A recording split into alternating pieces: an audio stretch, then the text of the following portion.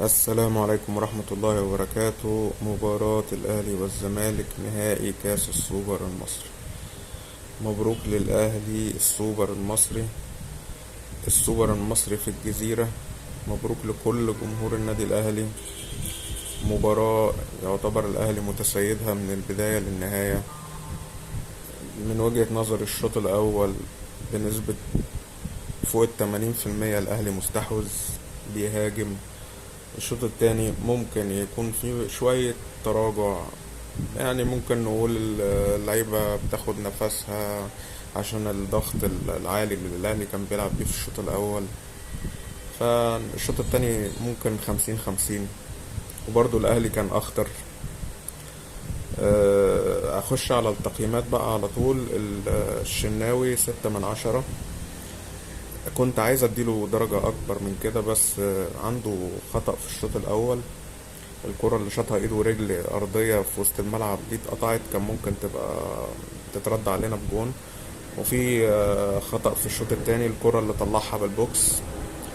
محمد هاني 4/10. ياسر ابراهيم 5/10.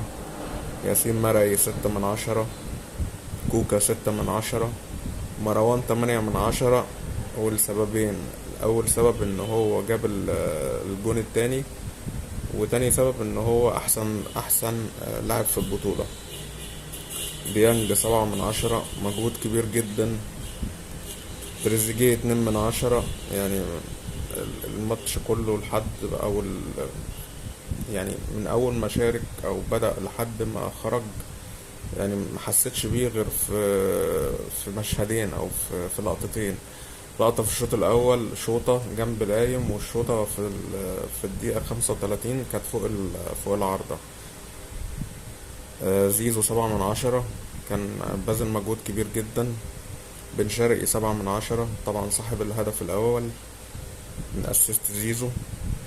جراديشار 1/10، يعني أقل ماتش شفته لجراديشار. يعني ما كانش ليه اي ظهور، ما كانش مجهود، يعني كان مجهود قليل. مش عارف هو كان بيلعب على الاصابة ولا ايه. البودلة طاهر محمد طاهر، يعني رغم ان هو لعب حوالي 40 دقيقة، بس اديله 5/10. كان مجهوده كويس جدا وكان فعال. وفي كام لقطة كده ناحية الشمال على الخط، وصنع الهدف التاني لمروان.